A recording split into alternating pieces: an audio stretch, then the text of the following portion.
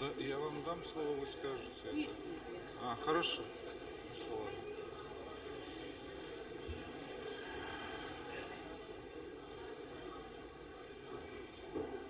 Уважаемые коллеги, прошу вашего внимания, прошу садиться.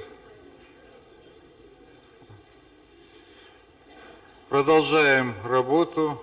К нам присоединился уважаемый всеми нами Валерий Александрович Тишков, академик Академии наук России, директор Института этнологии и антропологии Академии наук. И слово предоставляется Валерию Александровичу Тишкову с докладом «Российский многонациональный народ и его евразийская миссия».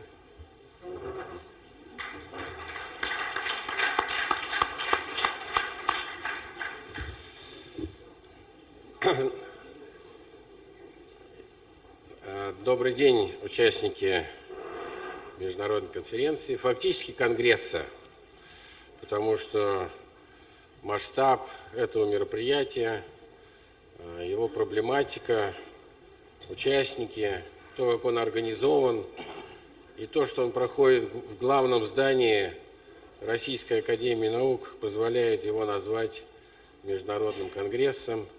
И я надеюсь, что это первый из тех конгрессов, которые мы задумали и которые будут посвящены историко-культурному наследию народов Евразии. Так что приветствую участников первого конгресса историко-культурного наследия народов Евразии. И то, что сегодня заключительный день, и все эти дни были насыщены напряженной работой, научными дискуссиями, еще одно подтверждение того, что я сказал, оценивая это мероприятие. И как руководитель отделения историко-филологических наук Академии наук и член президиума, я вас всех приветствую в этом здании, в этом зале. А вы были уже и в главном здании «Наука», где заседает вся Российская академия. Сейчас даже места не хватает в этом зале, поскольку 3 академии слились. Вот 17 декабря, 16, по-моему, декабря будет общее собрание, посвященное как раз проблемам Арктики. И приветствую вас тоже как директор профильного для этой тематики, для тематики конференции, конгресса Института научно-исследовательского, Института этнологии и антропологии имени Николая Николаевича Миклуха-Маклая. Это старейшее научное учреждение в нашей стране. Мы вышли из Кунсткамеры. Вчера и позавчера в Санкт-Петербурге праздновалось 300-летие создания Кунсткамеры, откуда вышла вся Российская академия наук. Фактически, значит, из нашего института выросла Российская академия наук.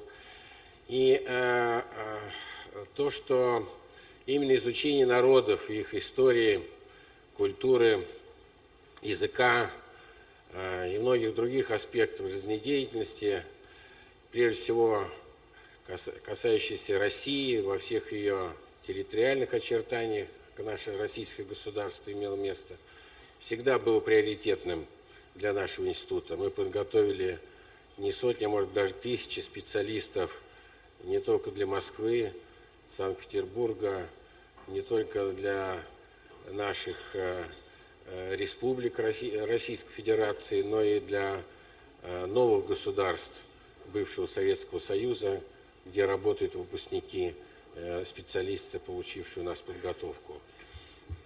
Мы сохраняем связи довольно тесные на основе совместных экспедиций, проектов на основе крупных изданий. Одно из таких изданий – это серия «Народы и культуры», задуманная мною вместе с покойным Юрием Борисовичем Симченко четверть века тому назад, когда я стал директором института, когда еще был Советский Союз, сделать такую серию. И вот 25-й том, который вы все получили, который мы фактически сегодня говорит о том, что эта серия очень успешная. Я думаю, что уже не сотни, а тысячи, наверное, ученых, причем, как правило, представители самих этих народов, приняли участие в создании этих самых полных сводок исторического и этнографического научного знания о основных народах, о больших и малых народах, как нашей страны, так и других стран бывшего СССР.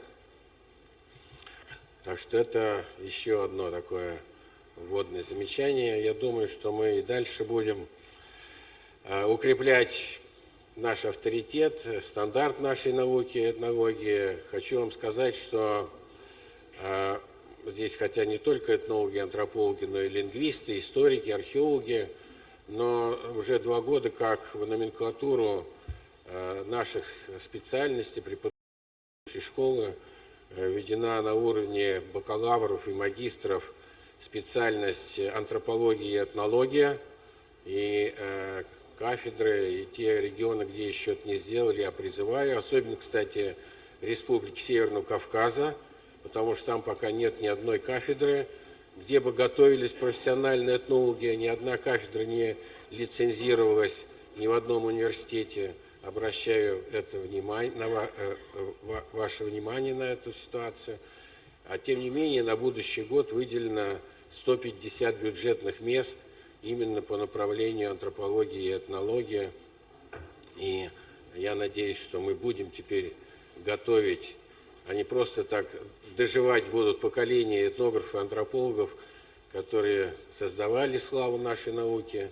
Сейчас уже многие в возрасте, и только лишь одна кафедра в МГУ немножко нас, и то очень неважно, пополняла кадрами.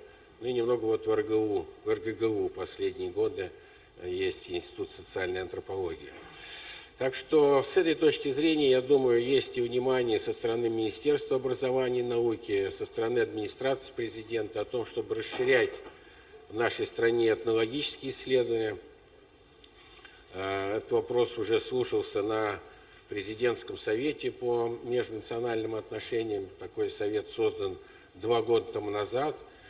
При президенте Российской Федерации он успешно функционирует, и в числе рекомендаций этого совета есть как раз и необходимость расширения подготовки этнологического образования и фундаментальных этнологических исследований, в том числе на уровне специальной отдельной академической программы.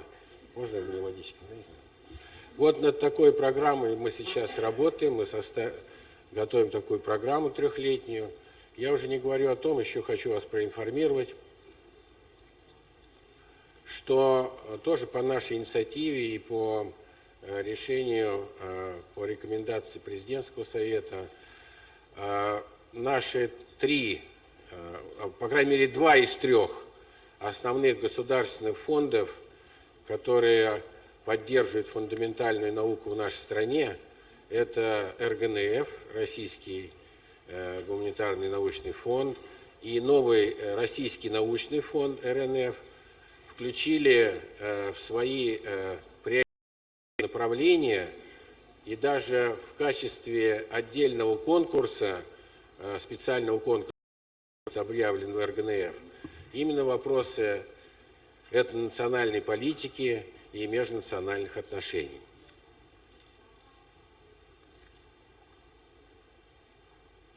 Тема, которая сегодня была, или вернее была заявлена на моем пленарном заседании, действительно, может быть, лучше ее было высказаться о ней в конце, после того, как вы обсудили основные проблемы, связанные с карачаевцами-балкарцами, с карачаево-балкарским языком, историей, этнографией. И я думаю, что это такая знаменательная дата в истории науки, кавказоведения, да и знаменательная дата в истории самих этих народов, потому что я уже говорил о том, высказался перед началом Конгресса, правда, не так публично, не с трибуны, о том, что было все-таки некоторое такое интеллектуальное отставание в исследовании, в приоритетности. Здесь это, видимо, сказались разные ситуации, в том числе я не исключаю, что и последствия депортации, потому что такие вещи, как создание научных школ, требуют десятилетий, а не просто несколько лет. И вот это отставание все-таки чувствовалось. Но именно за последние 2 десятилетия, как минимум, а может больше, произошел такой очень мощный прорыв в работе по этой тематике. И это заслуга, прежде всего, здесь присутствующих специалистов. И это мероприятие и выход такого большого коллективного труда в какой-то мере определяет рубеж. И, по крайней мере, черкесы, адыги еще том свой не написали, должны написать. Вот. Народ Дагестана вышли, вот, абхазы вышли, а вот том черкесы, адыги нет, хотя у них специалистов не меньше, а, наверное, больше. Да и наработок тоже, хотя бы взять их шикарную энциклопедию, которую они издали несколько лет тому назад. Но это очень хорошее соперничество. Это всегда должно сопровождаться дискуссией, контактами. Многие из вас работают в совместных коллективах, я имею в виду и в Кабардино-Балкарии, в Карачаево-Черкесии, и в наших академических здесь институтах, скажем так, центрального профиля. Поэтому только лишь в дискуссиях, только лишь в получении нового знания заключается смысл и движение науки. Есть одна проблема, которая волнует меня и многих моих коллег. Это не просто научная проблема, это большая и общественно-политическая проблема. Проблема, связанная с идентичностью, кто мы есть. И надо сказать, что вопрос, казалось бы, простой, но на самом деле здесь, наверное, как всегда в истории эти были дебаты, начиная с дебатов западников и славянофилов, кончая сегодняшними политическими различными раскладами. Вот это понятие о том, что такое народ, что такое нация, как мы себя называем, и я уж не говорю там по-старому, на какой стадии развития мы находимся. Сейчас как-то это уже не так актуально, как было в старые времена, когда на каждую пятилетку определялась формула, на какой стадии развития мы находимся. Надо сказать, что в целом ряде ежегодных посланий нашего президента говорилось о том, что Российская Федерация не просто уникальное многонациональное государство, сложившееся в результате деятельности многих народов, смешения разных культур, религий, все внесли свой очень важный вклад в создание нашего государства. Но и говорилось о том, что мы в то же время представляем собой единый российский народ, что этот российский народ мы называем гражданской или политической многоэтничной нацией. И в какой-то мере это была очень серьезная инновация, вызов, который сразу, может быть, не все поняли в полной мере, и до сих пор эти дебаты идут. Кое-что я выскажу, кое-какие свои соображения, поскольку был одним из тоже из инициаторов этой ревизии. Очень важной, ибо понятие российского народа или россияне Это есть тот необходимый элемент, который позволяет нам проводить последовательность, преемственность историческую от того российского народа, который был до революции. Узнай, народ российский, что знает целый мир, и прусский, и австрийский, я сшил себе мундир. И россияне были, кавказского пленника, помните, измены, гибель россиян на лоне мстительных грузинок, Александр Сергеевич Пушкин написал. И когда руководитель Общенародного фронта в поддержку Путина, значит, кинорежиссер наш, забыл его фамилию сейчас, Говорухин, говорит, что россияне это поганое слово, то это просто, этому нет слов, вот так бы я сказал. И действительно, потом на протяжении советского периода, поскольку из названий нашей страны, я уже хочу еще напомянуть Карамзина, посмотреть Карамзина, история государства российского, или его записку, написанную для воспитанника будущего царя, краткая такая история, записка о старой и новой России, где именно основной категорией, которой он пользуется, является категория российского народа и россияне. И можете еще раз в этом убедиться. Действительно, в конце XIX века, в позднее уже романовское время, эта категория как бы ушла из языка, или вернее уходила из языка, или же становилась все более такой синонимом понимания русского или большой русской нации, который включал в себя не только восточных славян, но всех православных. И вот эта старая концепция, она в какой-то мере не дала завершиться, об этом писал и Струве, и Витте, когда они писали о национальной экономике, о национальных интересах России, о многонародной нации, писал и Трубецкой, и Иван Александрович Ильин, проверьте по их исследованиям. Этому процессу завершиться в силу, прежде всего, консервативности самодержавия, в силу очень мощного роста и тогда и влияния такого правого русского национализма в лице, прежде всего, черносотенного движения. Ну и вот попытка, значит, не русских, как говорил Федотов, русские должны расширить себя до российскости, а наоборот, значит, родилась концепция, она сейчас снова возрождается, а наоборот, нужно расширить русских, чтобы в них вошли все остальные.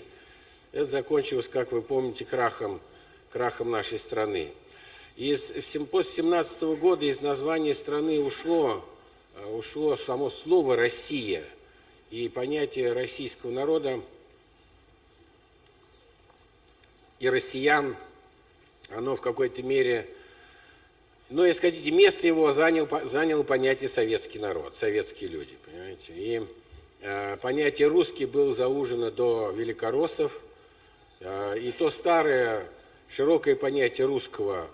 И хочу вам напомнить, что, кстати говоря, во времена Ломоносова язык назывался не русский, а российский, и его грамматика называлась грамматика российского языка.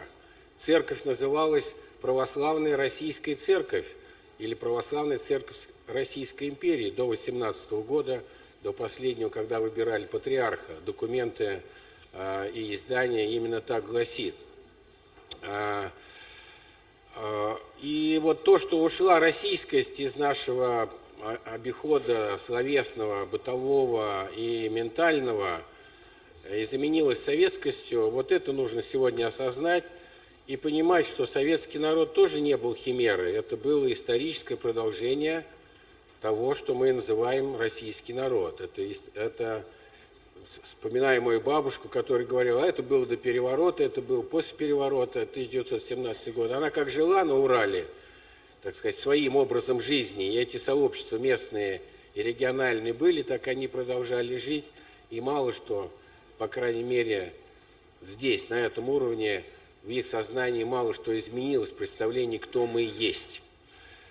Сохранялись, конечно, и этнические, и региональные, и местные идентичности, которые всегда были в Российской империи и не исключали, между прочим, принадлежность к России и быть россиянином. В советское время мы, советские, также включал в себя и представление «я грузин», «я русский», «я татарин». И понятие советского народа было вполне легитимной категорией. Единственное, что это была историческая общность, безусловно. Но вот единственное, что может быть лишнее, что это была историческая общность нового типа, новый тип исторической общности людей. Вот как формула это звучало. На самом деле это был старый тип исторической общности людей, который назывался российский народ. Поэтому советский народ и советский как форма идентичности, прежде всего, а не как какое-то, так сказать, генное или монокультурное единство. Это реальность, это существовало. И, кстати говоря, в какой-то мере существует до сих пор. Конечно, за 25 лет, за 2 десятилетия советскость очень ушла из территории бывшего СССР, в том числе с Российской Федерации. Может, только лишь небольшое число сейчас представителей старого поколения еще предпочитают говорить, что там мы из Советского Союза или я советский. Может быть, последователи какой-то одной из партий политических, типа коммунистической. Но это ушло. Но если вы приедете на Брайтон-Бич или в Силиконовую долину, где проживают выходцы с территории бывшего Советского Союза, уже ныне из новых стран, у каждого уже теперь есть своя страна. Тем не менее, они продолжают петь песни, играть в игры, в тот же КВН.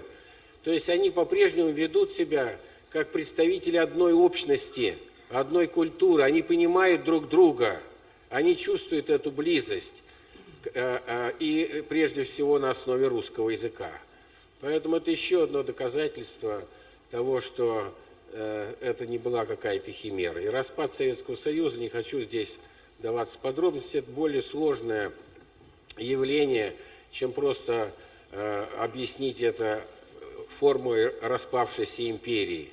Все империи распались, и последняя империя, Советский Союз, должна была рухнуть, и она наконец-то рухнула. Это, конечно, уязвимая формула объяснительная, и она фактически не работает. Если вдруг завтра распадется Китай, то будут говорить, вот Китай был последней империей, в ней ханьцы были 90%, 150 миллионов было не ханьцев, 55 народов, наконец-то и Тибет, и Синьцзянь восстали, и вот теперь эта империя распалась. А сегодня Китай никто не подвергает сомнению, одно из крупнейших национальных государств мира, государство-нация, как и Российская Федерация, как и, кстати говоря, Индия тоже, которая еще более многообразна и в этническом, и в расовом, и в религиозном, и в языковом отношении, чем Китай и Российская Федерация. Говоря о том, что это понятие вернулось после 1991 года в нашу жизнь с названием Россия и Российская Федерация, это очень важно, потому что не Ельцин придумал россиян. Вот эта бытовая, несколько оскорбительная версия, что россияне – это некие марсиане, что это эвфемизм. Написали мне представители ЛДПР в наш институт с просьбой дать заключение, есть ли такой народ.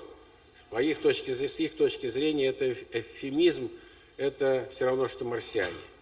Так вот, этот вопрос, то, что это вернулось в наш быт, в наш язык, в нашу науку, это чрезвычайно важное явление. И то, что сегодня очень многие мы занимаемся или как бы вышли на новую формулу понимания нашей страны, которая отражена в понятии единства и многообразия.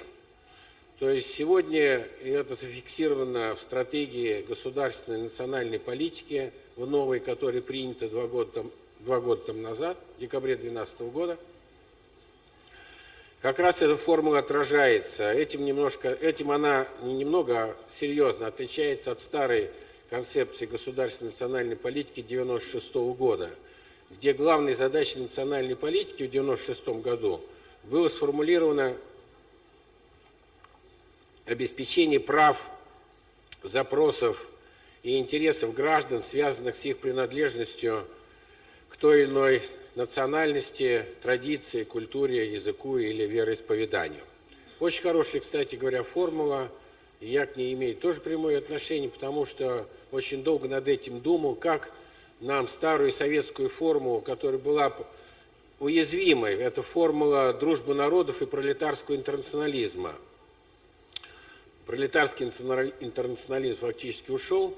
Дружба народов неплохая формула, кстати говоря. Я ничего против не имею, но у меня даже есть лекция публичная, она есть на моем сайте, я читал ее в МГУ. Она называется «От дружбы народов к дружному народу». Потому что говорить только лишь о дружбе народов, это значит позволять себе такой вариант, что сегодня дружим, а завтра раздружимся.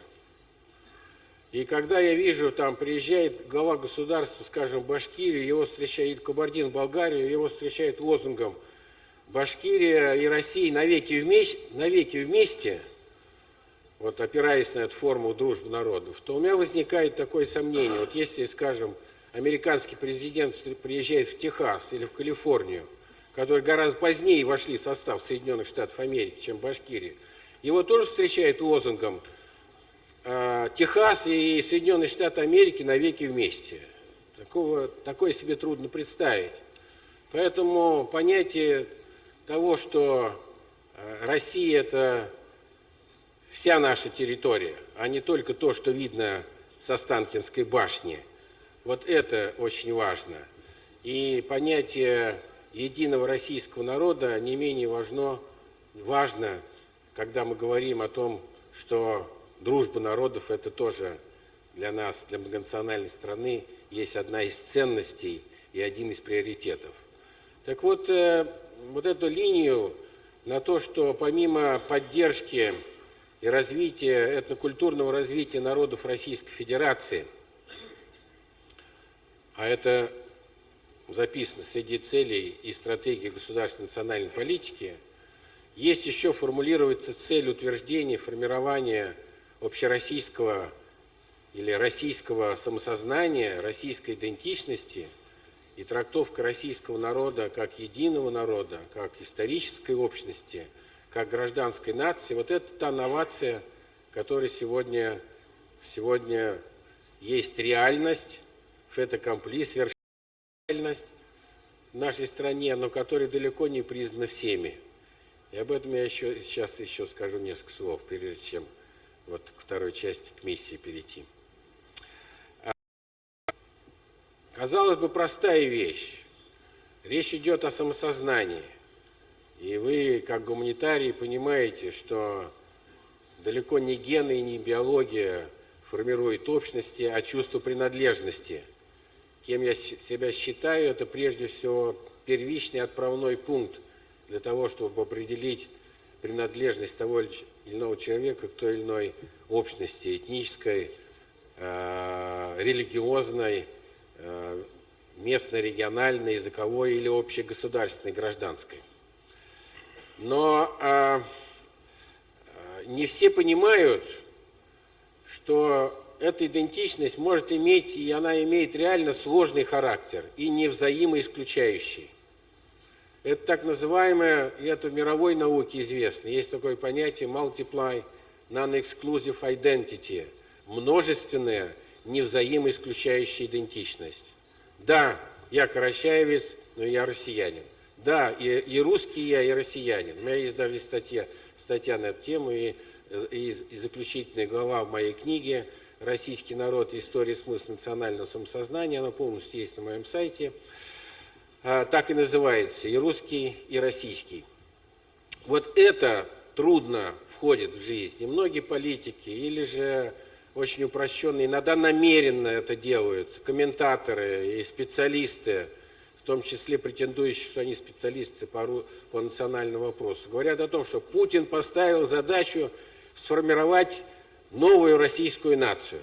И у всех сразу дрожь идет по коже. Значит, имеется в виду из 193 этнических общностей сформировать одну большую и тех больше не будет, а будет одна большая общность. Но этого не было даже при советском народе.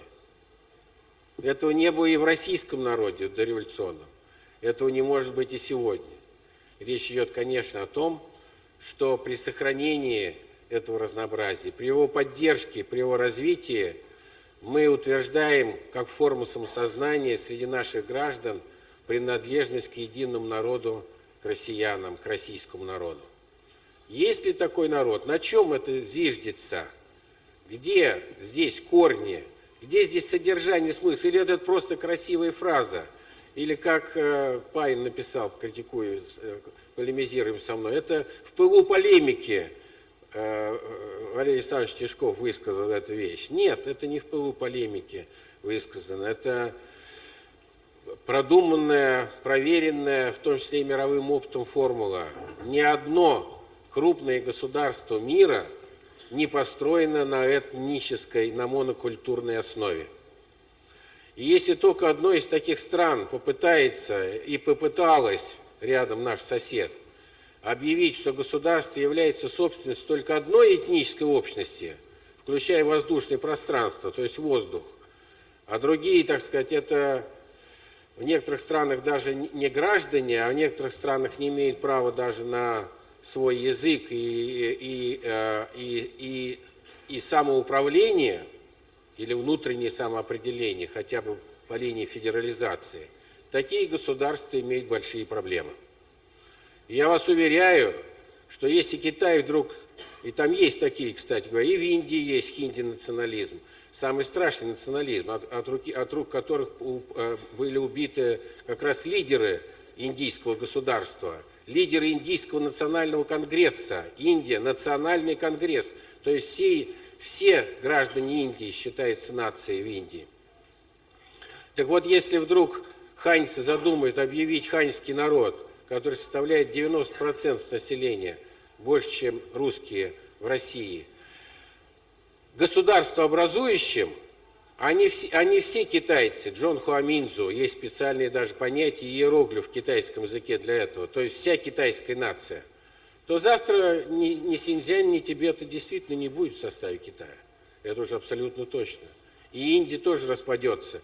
И если кастильцы, условно говоря, собственные испанцы, Испания это их страна, и они государствообразующий народ, то уже нечего говорить о стране басков, о Каталонии, который сегодня, по крайней мере, не считает уж крайних националистов, входит в понятие испанского народа, и Барселону, выигравшую мировой кубок, мы считаем все-таки победой испанского футбола, а не каталонского. Хотя команда Барселона, как вы знаете, из центра и столицы Каталонии. Вот этот общемировой опыт, и он подходит, и единственная формула для России. С точки зрения, во-первых, истории. Российский народ, когда, особенно вот мы сейчас праздновали год тому назад, или 2 года тому назад, 1150 образования российской государственности, и вся археология, и вся история говорит о том, что это народ, который сформировался на многоэтничной основе. Да, восточные славяне составили так называемую референтную культуру, доминирующую культуру, язык и созданная Кириллом и Мефодием графика послужили основой для древнерусской государственности. Не меньшую роль, кстати говоря, в создании и существовании древнерусской государственности, а затем в формировании российского народа, сыграла и династия, которая была скандинавского происхождения. Сейчас выставка Рюриковичей открылась в Манеже с очень такой, я бы сказал, специфической интерпретацией. Многие академические историки с ней не согласны. Скорее такой церковный взгляд на династию Рюриковичей. Но сам факт того, что многочисленные княжества древнерусские существовали и объединялись именно династической лояльностью потомков одного семейства, одной династии Рюриковичей, имевшей, хотя и обрусевшие, но имевшие скандинавское происхождение, это очень важный момент.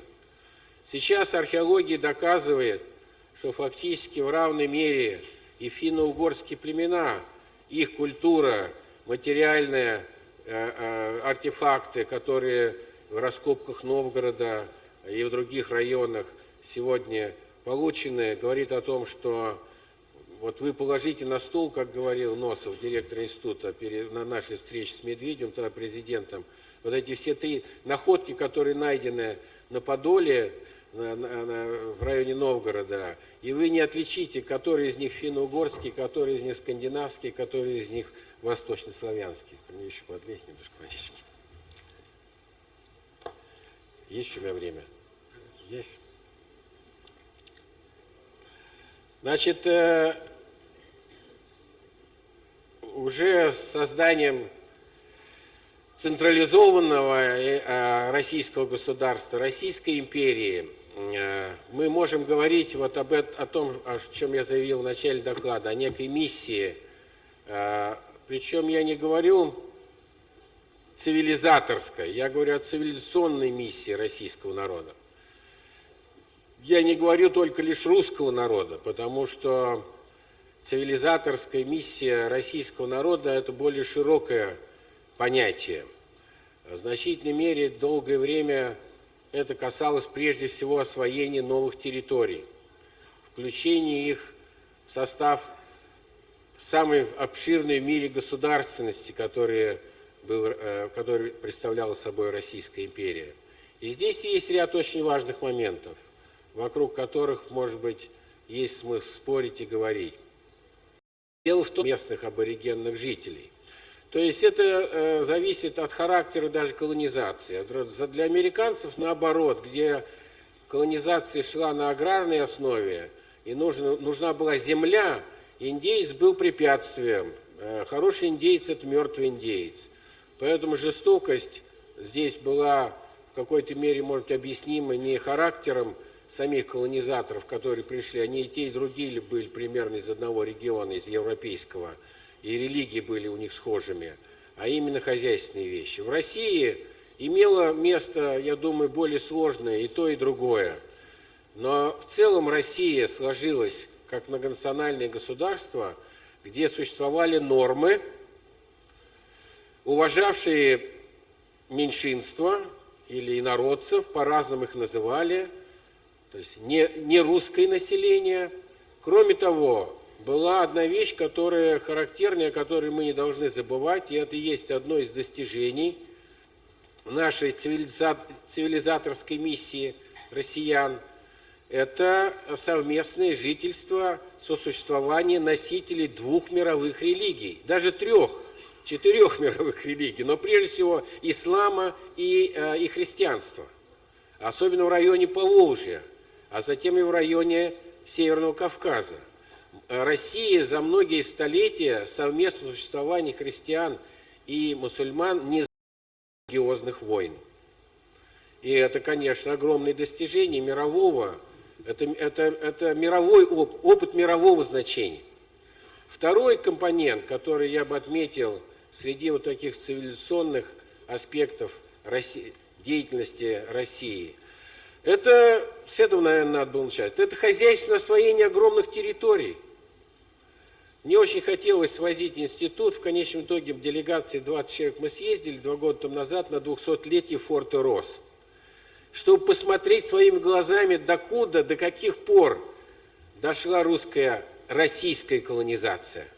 Потому что в колонизационном процессе огромных просторов, Сибири, Дальнего Востока, в конце концов Тихоокеанского побережья принимали участие не только великороссы, но и малороссы украинцы. И сегодня украинское население на Дальнем Востоке составляет очень большую долю, процент. И именно потому, что исторически малороссы были одними из активных участников колонизационного процесса.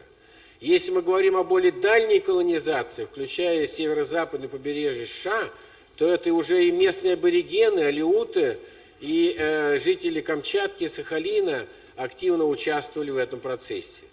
Если мы берем Среднюю Азию, то татары были одними из основных цивилизаторов в рамках Российской империи. Волжские татары, казанские татары. И это продолжалось вплоть до советского времени. Вспомните, кто были основные учителя. Основными учителями и культурными работниками направлялись в Среднюю Азию. Это, прежде всего, выпускники из этой категории населения советского. Вот это факт освоения огромных территорий, это в какой-то мере исторический подвиг, и это в какой-то мере богатство, которое нам передано нашими предками, и с которым мы должны довольно осторожно обращаться, включая, например, тоже озеро Байкал, тайгу, среду нашу природную, и где у нас есть серьезные проблемы. Третий момент – это правовые нормы.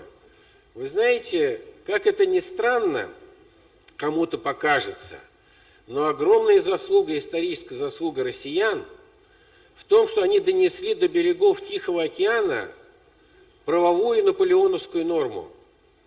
Право по кодексу Наполеона. Несмотря на то, что Наполеон был завоеватель, захватчик и так далее, но именно европейская правовая норма, заложенная в кодексе Наполеона, была принята в России и ее донесли до берегов Тихого океана. Вот почему жители Российской империи, включая, кстати говоря, Среднюю Азию, и сегодня киргизы и казахи отличаются через границу от жителей не только языком, но они отличаются правовыми своими установками. Общего между киргизами и казахами, я берусь это высказать, может быть, как некую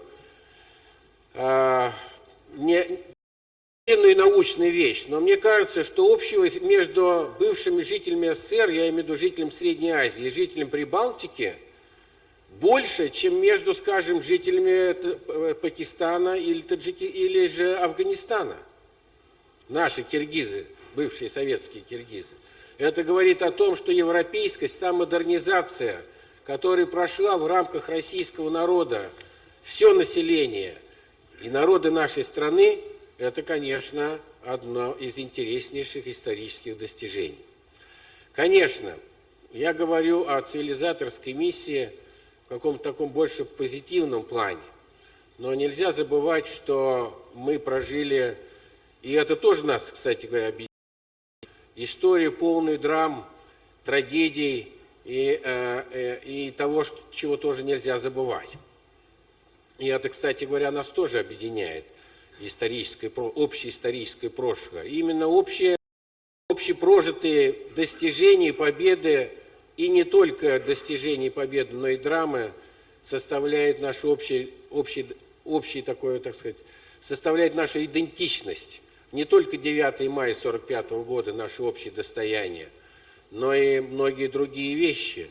Я имею в виду, мы в равной мере несем ответственность не только за победы, но и за неудачи и поражения, и драмы, и преступления, которые были со стороны государства сделаны. Просто на этнических русских вешать, из верстки сегодня вычеркивают том грузины, вычеркивают термин «сталинские репрессии», что это подкрашенная ложь или полуложь, или полуправда. Вот поэтому за то, чтобы мы в рамках нашего общения, в рамках нашего конгресса раскрыли во всей полноте и сложности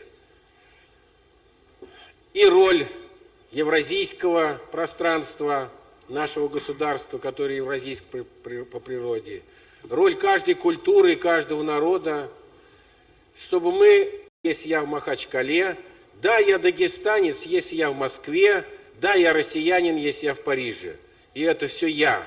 И вот эта сложность на уровне одного человека и на уровне коллективных общностей, это, пожалуй, самое интересное сегодня и самое передовое в науке. Поэтому я призываю вас заниматься не только самыми древними вещами, которые, так сказать, в артефактах выкапываются, но и то, что происходит в голове, в нашем самосознании. Желаем всем успехов. Спасибо. Спасибо, Валерий Александрович. Уважаемые коллеги, у нас, значит, следующее это принятие итогового документа. За основу, значит, в документе учли все пожелания круглых столов. Ваше решение, с вашего позволения, тогда я оглашу. Слово предоставляется Каракету Мурату Джабтаевичу, председателю оргкомитета. Уважаемые коллеги, форум «Историко-культурное наследие народов Евразии», резолюция Международной научной конференции «Этногенез. История, язык и культура карачаево-балкарского народа».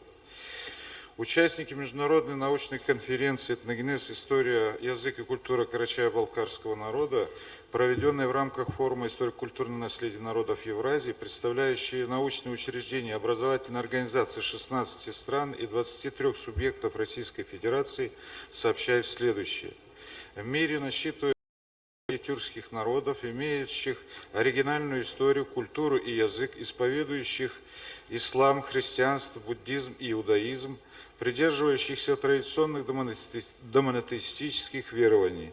Они занимают обширные пространства Евразии от Северного Ледовитого океана на севере и до Атлантического и Индийского океанов на юге. Столь обширное расселение тюркских народов отразилось и на их физическом облике. К ним относится и карачаево-балкарский народ, историко-этнографический облик которого особо выделяется на общетюркском фоне. Изучение истории, языка и культуры, быта и обрядово-культовой жизни, политико-правовой системы карачаевцев и балкарцев началось в XIX веке. В то же время их представлялся достаточно сложным и запутанным.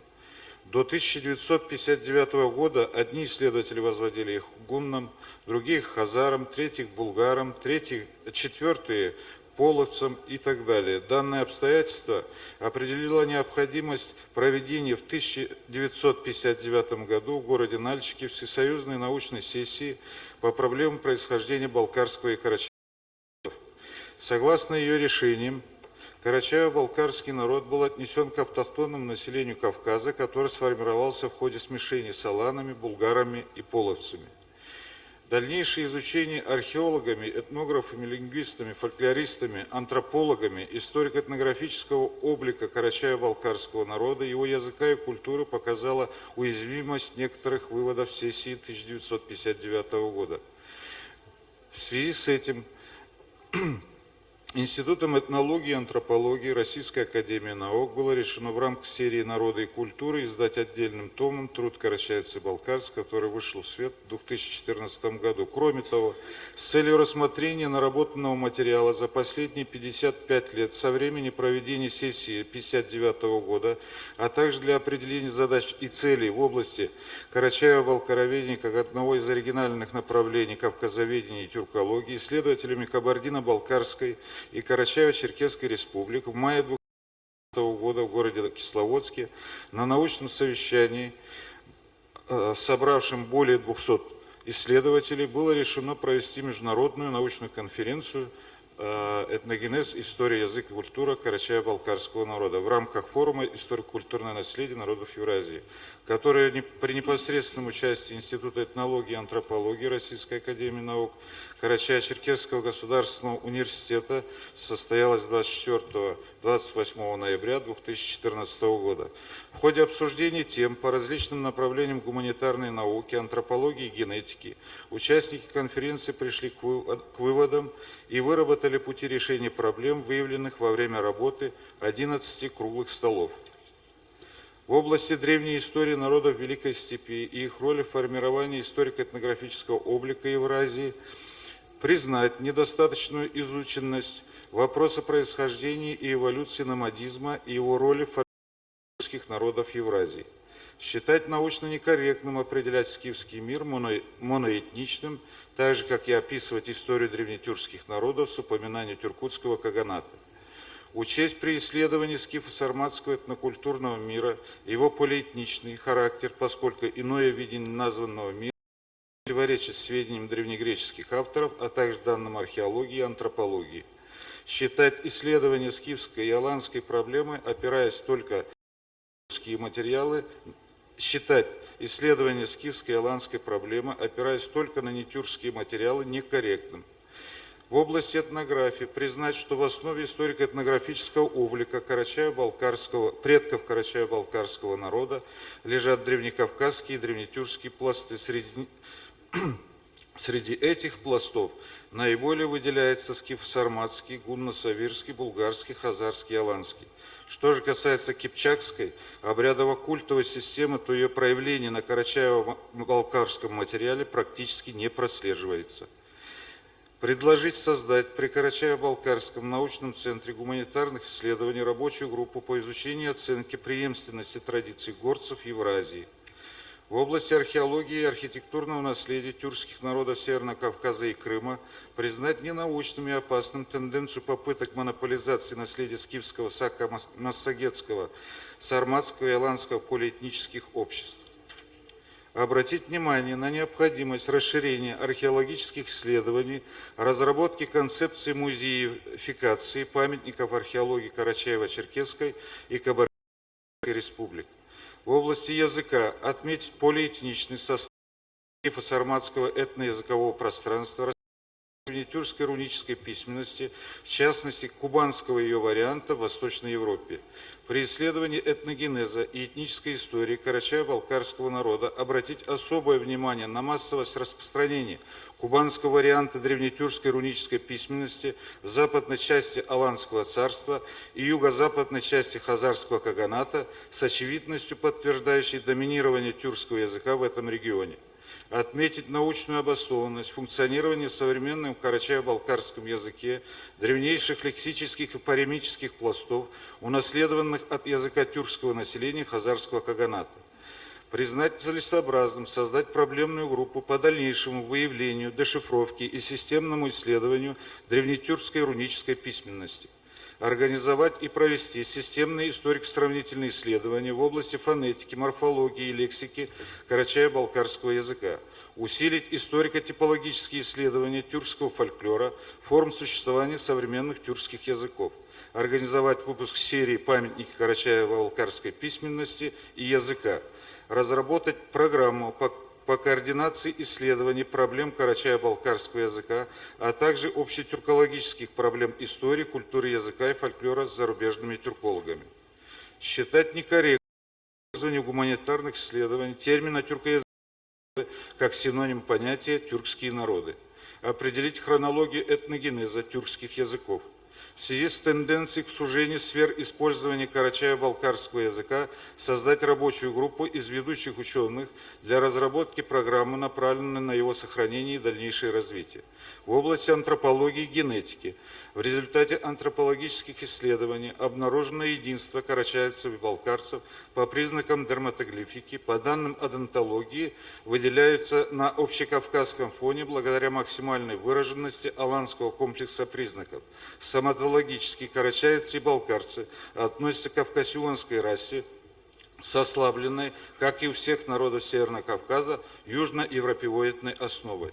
Согласно результатам исследований генетиков по 3 генетическим системам маркеров, митохондриальная ДНК, Y-хромосома и аутосомный локус, основу генофонда карачаевцев и балкарцев составляет местный автохтонный субстрат с последующим наслаиванием генетических компонентов различного происхождения европейского и азиатского, не сильно отличаясь в этом отношении от остальных популяций Северного Кавказа. Для более точного определения антропологического типа карачаевцев и балкарцев Карачаево-Балкарскому научному центру гуманитарных исследований рекомендуется оказать содействие исследованиям в области антропологии и генетики. В области политики, правовой культуры и социальных отношений признать, что до присоединения Карачаево-Балкарии к Российской империи у Карачаево-Балкарского народа сложились феодальные отношения со сложной социальной структурой, где правовую основу составляло обычное право. Рекомендовать научным учреждениям Кабардино-Балкарской и Карачаево-Черкесской республик рассмотреть вопрос о составлении этнополитической карты карачаево-балкарского народа в эпоху Средневековья, обратиться к главам северокавказских республик с предложением о проведении аналогичного нынешнему мероприятию молодежного научного форума по историко-этнографической тематике. Оргкомитету конференции внесли издание научного ежегодника «Кавказ, Крым. История, язык и культура». источниковедения и выявления источников. Отмечено, что состояние современной источниковой базы по карачаевцам и балкарцам не позволяет осветить значительный круг историко-этнологических вопросов, что в свою очередь приводит к выпадению из истории целых хронологических отрезков периода Средневековья и начала нового времени. Рекомендовать провести источниковедческую работу в архивах Российской Федерации, Российский государственный архив древних актов РГАДа, архив внешней политики Российской империи, архиве Санкт-Петербургского института истории РАН и других, составить реестр опубликованных источников на иностранных языках, в которых затрагиваются вопросы карачаево-балкарской истории и культур. Приступить к работе по выявлению архивных материалов по истории Карачаева-Балкарии на иностранных языках, хранящихся в архивах зарубежных государств. Создать рабочие группы для организации и постоянного мониторинга работы по выявлению, систематизации, переводу, введению в научный оборот источников по истории и культуре карачаевцев и балкарцев.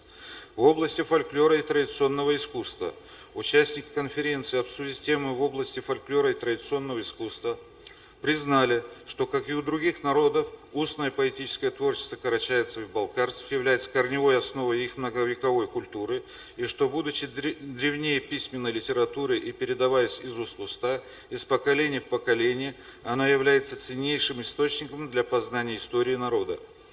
Фольклор и сегодня сохраняет свою жизнеспособность, систему духовных ценностей народа, направленных на формирование патриотизма, воспитание всесторонне развитого человека. В связи с этим необходимо, чтобы сохранение и изучение словесности стало одним из приоритетных направлений в их культурной политике. Также участники конференции отмечают работу по сбору и публикации текстов по народной словесности, которые еще в XIX веке начали представители русской академической науки и культуры, зарубежные ученые, после достойно продолжили представители первой национальной интеллигенции, а также подчеркнули, что на современном этапе одной из важных задач фольклористов является организация и проведение перманентных научных экспедиций не только в Кабардино-Балкарскую республику и Карачаево-Черкесскую республику, но и в зарубежных странах, где проживают диаспоры карачаевцев и балкарцев. Помимо сбора фольклорно-этнографического материала, актуальным придание особого государственного статуса фондам, в которых хранятся эти материалы, так как они имеют важное историко-культурное значение и содержат информацию о системе исторически сложившихся культурных ценностей карачаево-балкарцев, о нравственных и эстетических идеалах, нормах поведения, диалектах и говорах, обычаях и обрядах, традициях народной художественной культуры в ее аутентичных формах. Следует отметить, что одна из актуальных задач, стоящих перед карачаево-балкарскими фольклористами, подготовка фольклористов-музыковедов, фольклористов-текстологов и переводчиков фольклорных текстов. В области карачаево-балкарской литературы в ходе обсуждения современного состояния карачаево-балкарской литературы затронуты культурологические аспекты развития литературы, проблемы ее интерпретации и адаптации в инновационной среде, рассмотрены особенности рецепции кавказского, карачаево-балкарского текста инновационным читателям.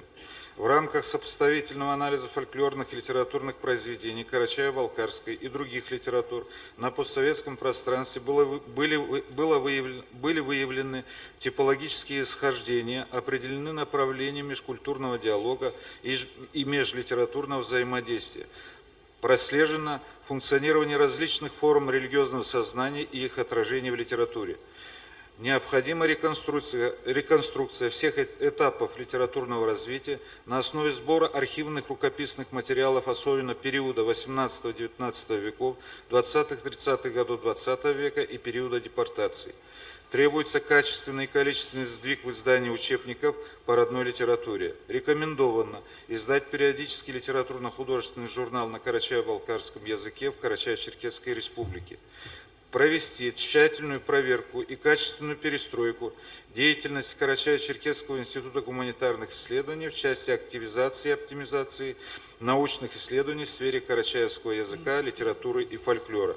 В области демографии и поддержки диаспоры установлено, что состояние изученности демографической истории карачаево-балкарского народа носит фрагментарный, тенденциозный характер, собранный подчас у случайных информантов со стороны. Отмечено, что отсутствие тесного сотрудничества научных кругов тюркских народов, невозможность регулярных совместных научных мероприятий, полная изоляция диаспоры стали причинами осмысления демографии карачаево-балкарцев. Предложить Российской академии наук оказывать содействие в работе научного центра гуманитарных исследований как постоянно действующего и координирующего научного учреждения по изучению истории, культуры, языка карачаевцев и балкарцев. В рамках работы научных и образовательных центров Карачаево-Черкесской и Кабардино-Балкарских республиках необходимо актуализировать историко-демографическую проблематику в этнологии карачаево-балкарцев, особенно в таких ее аспектах, как динамика численности этих народов в исторической ретроспективе и на современном этапе, проблемы рождаемости и смертности, средней продолжительности жизни, урбанизации и других демографических процессов. В области тюркологии предложить Российской академии наук рассмотреть вопрос о создании Российского научного центра тюркологии как государственного бюджетного учреждения.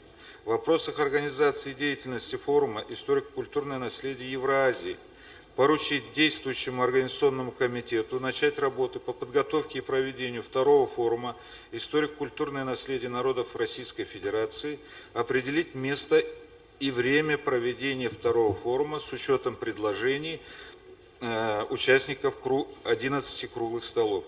У меня все, уважаемые коллеги.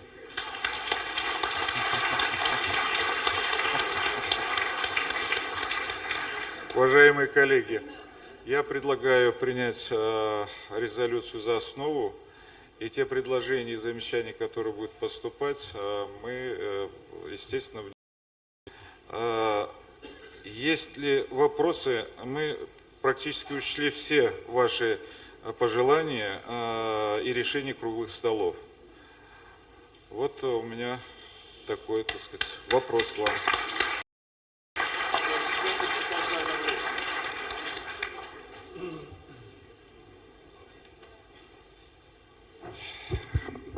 Уважаемые коллеги, да, пожалуйста, Исмагулов, академик Национальной академии наук Казахстана.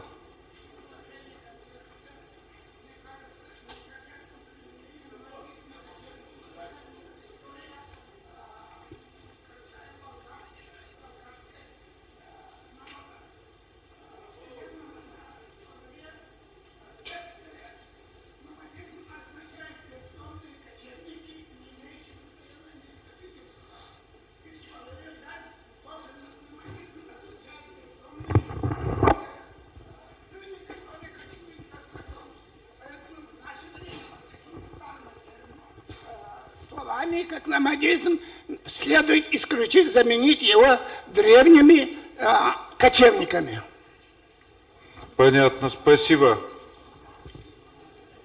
Есть ли еще? Да, пожалуйста.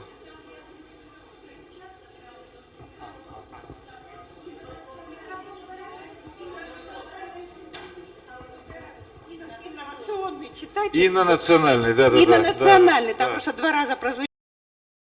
И вот наше было предложение по поводу необходимости срочно начать подготовку кадров в различных сферах деятельности научной, потому что у нас полный, так сказать, голод, да. Мне кажется, мы упустили очень один важный аспект. Вот Институт гуманитарных исследований в КЧР, чтобы он был в системе Российской академии наук, не при правительстве, а вот он был что в нашей системе. Пожалуйста.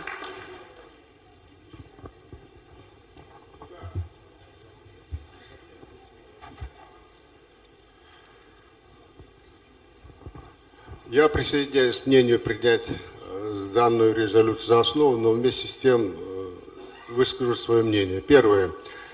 Мне кажется, структурно надо поменять рекомендации нашей конференции. Прежде всего, в констатирующую часть добавить тому позитивному, что было сказано, что выявили секции. Когда мы в таком виде принимаем, тонет все рекомендации и те, что необходимо в дальнейшем исследовать. Поэтому я предлагаю немножечко структурно изменить. Структурно, прежде всего, констатирую часть, включить все то, что дали круглые столы, там они есть, какие проблемы существуют в области истории, языка и литературы. Разбить на 3 блока по научным специальностям.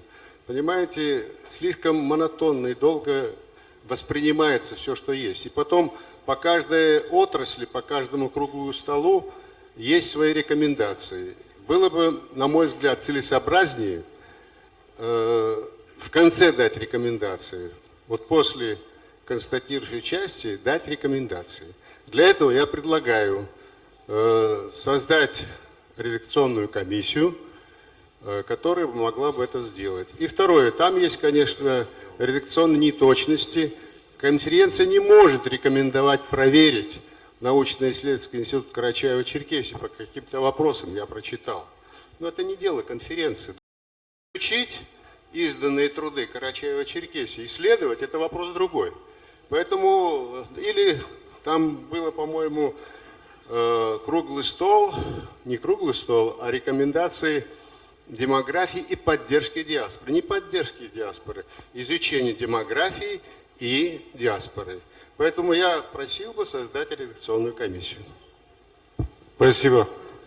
Вы знаете, дело в том, что, так сказать, вот мы разошлем, значит, текст. Я думаю, так сказать, вы свои предложения выскажете, потому что...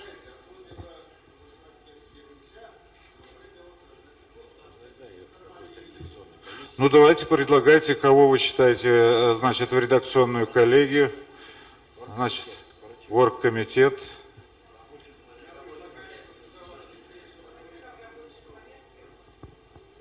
Хорошо. Я обращаюсь в Институт этнологии и антропологии РАН возобновить работу группы ономастики, которая в свое время успешно работу проводил Никонов. В этом году, в сентябре, мы отмечали 100-летие со дня рождения этой крупной ономастики. И вот это была конференция ономастика по городу Тверь. Я прошу директора института, это мое мнение, учесть и возобновить работу группы ономастики. По поводу редакционного, по-моему, будет логично руководителей, вот, модераторов каждой секции из них создать. Тем более они в теме, они работали на ВИТе. Да, рабочая группа из модераторов. Можно? Марат Жатаевич, у меня, значит, предложение вот как раз насчет формулировки, что в этнографии карачаево-балкарского народа отсутствует кипчакский пласт. Это я так понял, наверное. Нет, не совсем. Значит, кипчакский пласт, конечно, наверняка есть, значит, имеется в виду в обрядово-культовой системе. Но я думаю, что все-таки вот эта категорическая формулировка, эту формулировку надо исключить. Тогда в каком случае практически не прослеживается. Это как, говорил не только я, но и другие. Ну, я понимаю, да. Как тогда мы можем объяснить принадлежность карачаево-балкарского народа к кипчакской группе языков? Киргизский, казахский, карачаево-балкарский язык. Это первое. Второе. Поскольку у нас в Кыргызстане, в Казахстане присутствует диаспора, и они не собираются уехать, эти диаспоры, потому что они существуют, живут у нас комфортно, вполне представлены. Ну, в государственных, во всех властных, культурных, значит, условиях хорошо. И поэтому все-таки надо подчеркнуть, что необходимо, есть такое изучение совместно, осуществление совместных проектов между карачаево-балкарскими научными центрами и центрами исследований у нас в Кыргызстане, в Казахстане. Спасибо большое. Спасибо.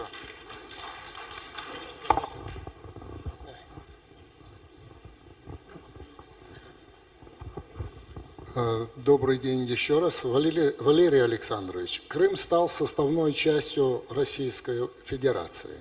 Поэтому я бы, чтобы включили вот в резолюцию все изучение крымско-татарского языка, литературы, истории, этногенеза.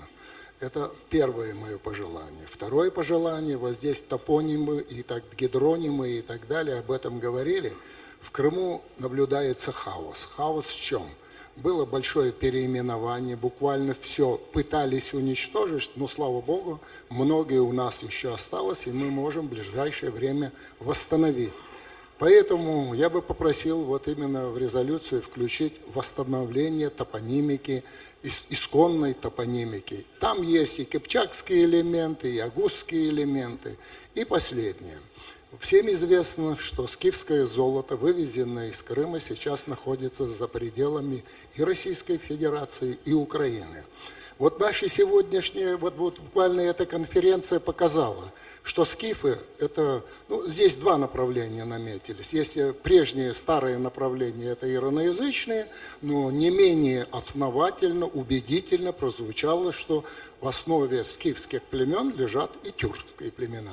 Так вот, вот это золото, вывезенное из Скифии, в том числе и из Крыма, является историческим наследием евразийского, в данном случае я бы хотел сказать народа, не народов, а народа. Почему? Потому что на протяжении тысячелетий эта территория была и экономически, и политически, и культурно взаимосвязана, начиная от Китая и кончая Германией.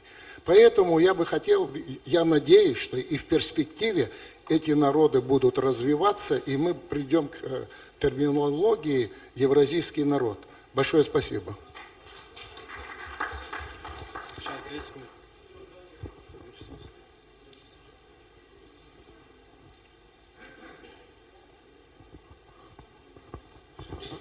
Мне думается, резолюция, которая сейчас была зачитана, довольно компактно, довольно логически последовательно выдает все, что сделано на протяжении дней Конгресса. Вносить сейчас трансформации в эту резолюцию в виде маленьких вкраплений, которые здесь звучат, а там большим все-таки все сказано, как мне думается, нет смысла. И заново прокручивать дискуссию по отдельным вопросам в части обсуждения резолюции тоже нет смысла. Поэтому позвольте мне предложить взять за основу высказанную или зачитанную здесь резолюцию, а небольшие изменения или пожелания в виде письменных записок передать, чтобы внести их в качестве уточнения или расширения тех крупных мазков, которые сделаны в этой резолюции.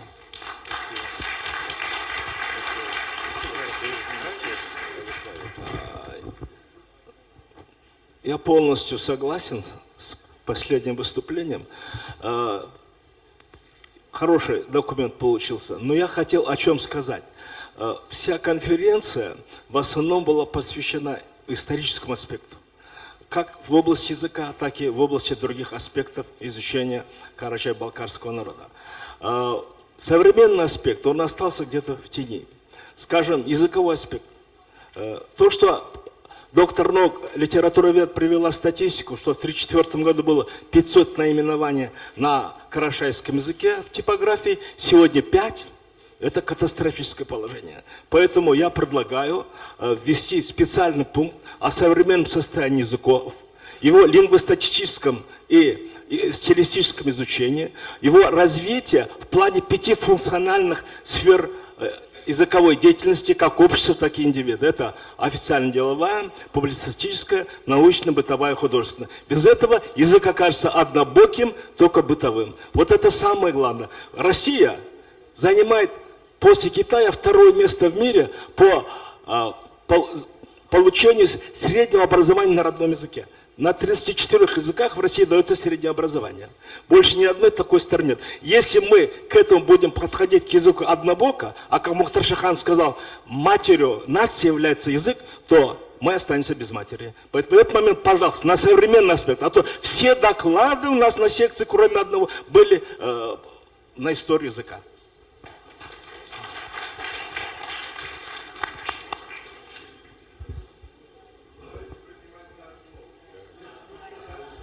Да, сейчас Валерий Александрович ответит на вопросы, которые задавали. Но что касается принадлежности институтов, теперь мы не принадлежим. Сейчас ситуация, вы знаете, есть Российская академия наук, а институт все принадлежат Федеральному агентству научных организаций, ФАНО. Поэтому пока вы при правительстве прижались, и пока не отчаливайте, надо сначала посмотреть, как дальше пойдет дело. Но то, что Карачаево-Черкесский институт нуждается в поддержке, в пополнении, и как-то о том, чтобы он заявил о себе, вот этот том, это уже большой прорыв. В Грифе присутствует, это тоже великий университет у нас в Грифе, да. Вот, это бы мы поддержали. Прием в аспирантуру ваших лучших молодых людей мы бы тоже поддержали всячески. Может, совместные экспедиции. А насчет ведомственной принадлежности, давайте пока посмотрим, во что реформа окончательно выльется. Предложение по группе ономастики очень ценное и важное. У нас несколько направлений традиционных как-то или умерли, или же в каком-то непонятном состоянии. Рождается новое направление. Достаточно сказать, что у нас мощная медицинская антропология, городская, гендерные исследования, это все новая конфликтология. Но то, что нам нужны как минимум 2 группы традиционных по этномузыковедению и по ономастике, вот с этим я с вами согласен. И, наверное, мы объявим аспирантуру по этой тематике. Или кого-то пригласим сейчас хотя бы на полставки из видных профессоров, чтобы мог дать толчок этим 2 направлениям. И третье было предложение, сейчас не помню, ладно, все, спасибо.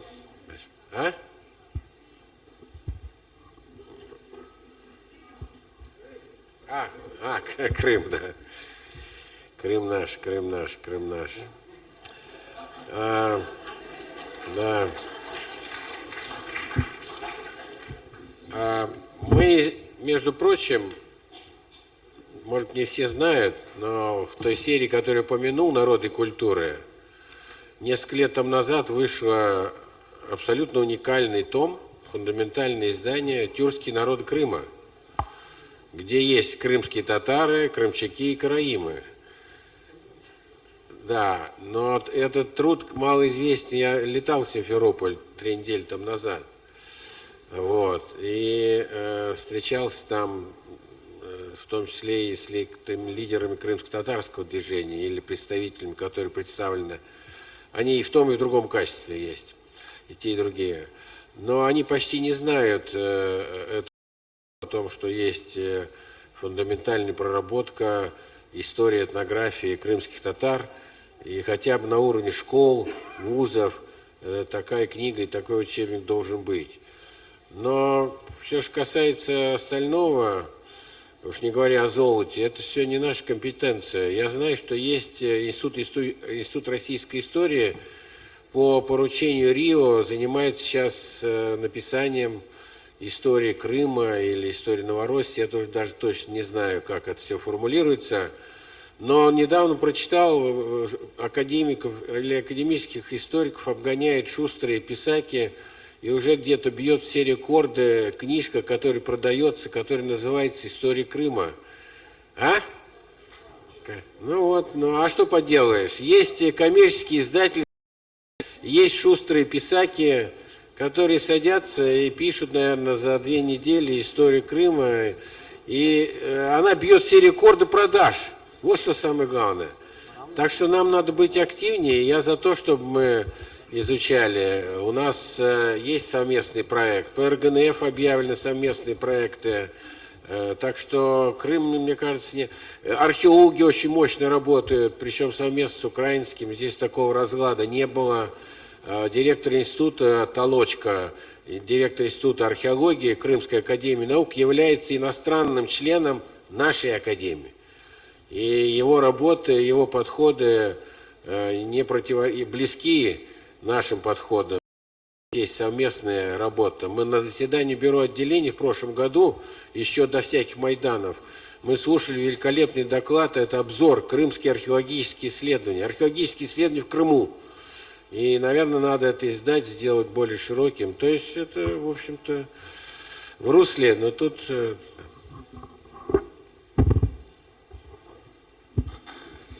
Уважаемые коллеги, тогда мы, не знаю, научную резолюцию я предлагаю принять за основу.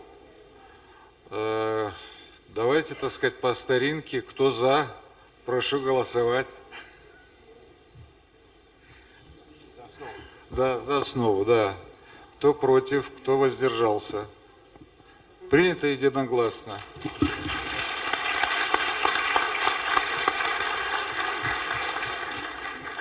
У нас торжественная часть. Разрешите предоставить слово Борису Анзоровичу Батчаеву, заместителю председателя правительства Карачаево-Черкесской Республики, постоянному представителю Карачаево-Черкесии при президенте Российской Федерации.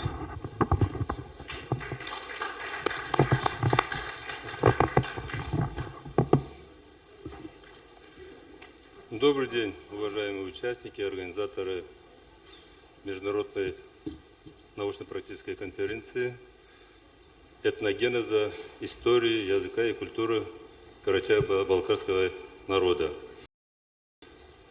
Особо хочу поблагодарить от имени главы Карачаево-Черкесской Республики и лично от себя всех участников, организаторов, спонсоров данной конференции. И, конечно, хотелось бы в заключительной части, чтобы итоги данной конференции послужили доброй службе всем народам России. Вот. И, конечно, самое главное, это глава республики, Карачаево-Черкесской Республики Рашид Борисович Темрезов поручил мне вручить высокую награду, высшую награду нашей республики Тишкову Валерию Александровичу, академику Российской академии наук.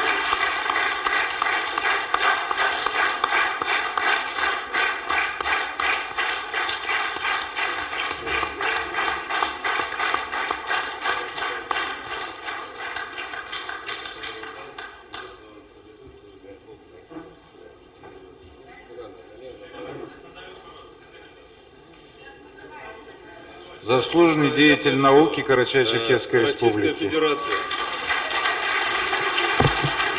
Российская Федерация. Указ главы Карачаево-Черкесской Республики о присвоении почетного звания Карачаево-Черкесской Республики за многолетний добросовестный труд, вклад в развитие отечественной образовательной системы Российской Федерации. Присвоить почетное звание. Заслуженный деятель науки Карачаево-Черкесской Республики Тишкову Валерию Александровичу, академику отделения истории, филологии и наук, члену Президиума Российской Академии наук и глава Карачаево-Черкесской Республики.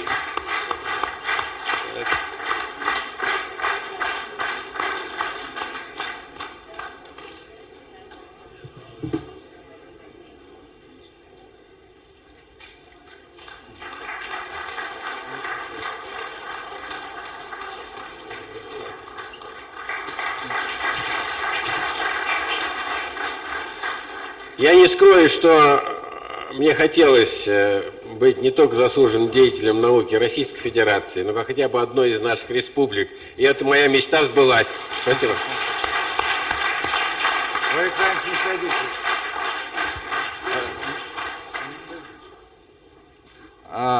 Еще, значит, от Карачаево-Черкесского государственного университета выступит и скажет теплые вам слова. И с чем-то он идет, Осман Батчаев, проректор Карачаево-Черкесского государственного университета имени Алиева. Первое, уважаемые коллеги, я хочу всех поблагодарить за ваш труд от имени нашего народа Карачаево-Балкарского, от имени нашего коллектива Карачаево-Черкесского государственного университета. И пожелать вам к вашему приезду в ваших домах, пусть ваши родные встретят вас с хорошей вестью, пусть в ваших домах всегда будет тепло, уютно, пусть вас окружают вами любимые люди, и люди, которые вас любят. И вторая миссия, я хочу ознакомить вас с решением ученого совета нашего университета. Значит, решение ученого совета 29 октября 2014 года, протокол номер 3. Тишкову Валерию Александровичу присвоено звание почетного доктора Карачаево-Черкесского государственного университета имени Умарджашуевича Алиева.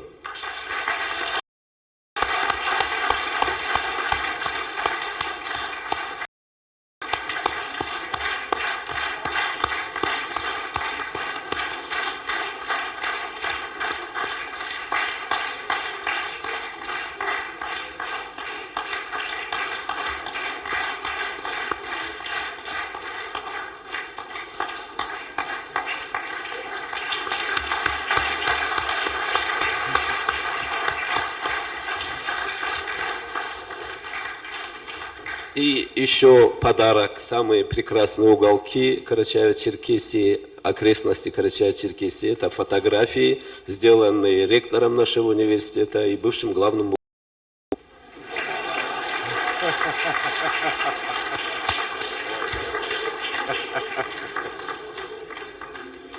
Клянусь, это как на духу, это первые мантии в моей жизни, которые меня надели.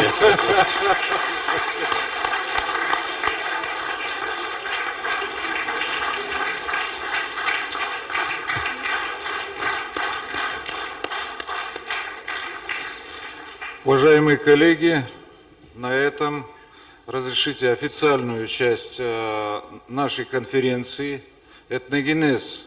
История, язык и культура карачаево-балкарского народа, проходящего в рамках историко-культурное наследие народов Евразии», объявить закрытым. Но, значит, прошу прощения, у нас будет презентация книги «Карачаевцы и балкарцы».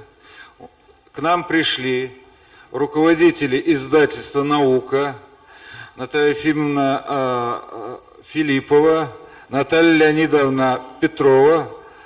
Если можно, выйдите, пожалуйста, вот...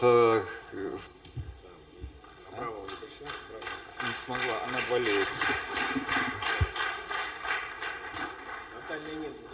Наталья Леонидовна.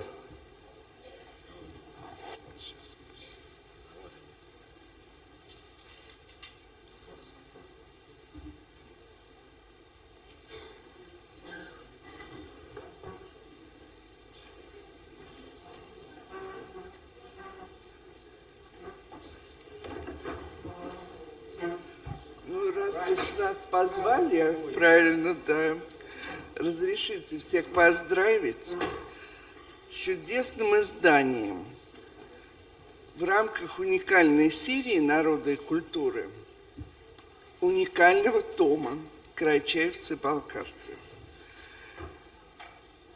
Это действительно огромное событие.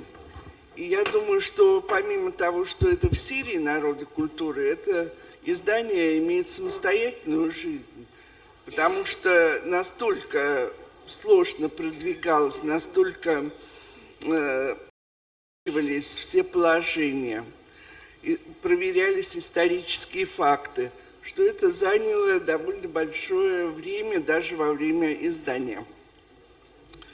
Ну вот, я очень рада, что попала на эту конференцию, мне было очень интересно.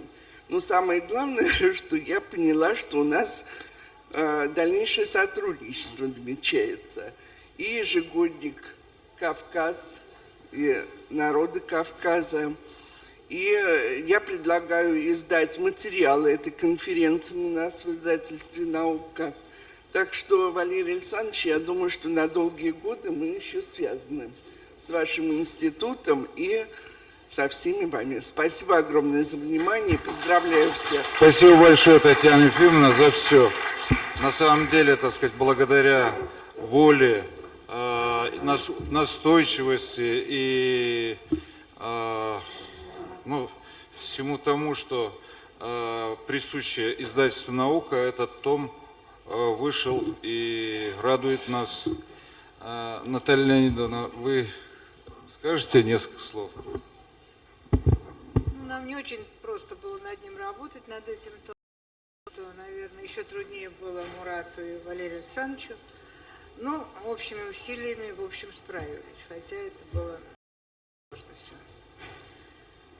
Рада, что это все произошло. Хорошо, что том получился на уровне и полиграфическом, и научном. Я надеюсь, что все вы его оцените. Ждем дальнейших ваших книг в нашем издательстве, если мы будем существовать. Можно я скажу еще? Да. Но вы знаете, вот сколько лет не работаешь всю жизнь, и все равно ждешь с таким волнением, потому что вдруг подведет типография, вдруг что-то вылезет, все это. И когда вот получаешь вот такой вот том, потрясающий, радовались вообще как дети, как будто вообще наш вклад неоценим. Вот. К сожалению, вот нет редактора этого произведения. Лариса Владимировна Абрамовой, она приболела, может быть, даже перетрудилась. Это действительно так. Вот, и просто ей огромная благодарность за ее терпение и за то, что вложено не только вот профессионализм редакторский, но просто и душа, и сердце. В общем, мы все относились к этому вот так. Вот, и я думаю, что и следующие издания, приходите к нам в науку. Спасибо большое. На самом деле, Лариса Владимировна, это интеллигентнейший, как и Татьяна Ефимовна, как Наталья. Это люди, просто около которых чувствуешь себя, ну, я не знаю, это человечищем. Да, спасибо вам огромное. Значит, на этом у нас завершается конференция. Разрешите закрытым. И у нас торжественное мероприятие. Мы выезжаем, если мне память не изменяет, значит, ну, на торжественный прием. На обед. Сейчас, оказывается, обед, а потом еще торжественный прием. Сейчас здесь обед. Здесь обед, да. А прием там, где вы живете, там есть хороший ресторан, значит, и там будет прием.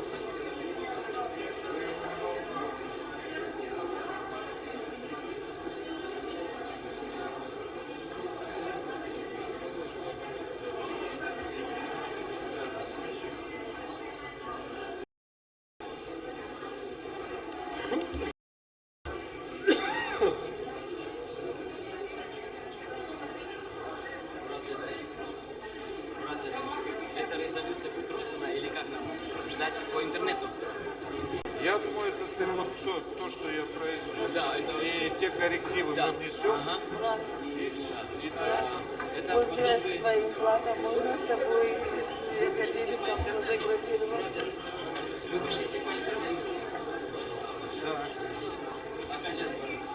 Хорошо, обязательно. Мы обязательно, это будет опубликовано. Нет, мне как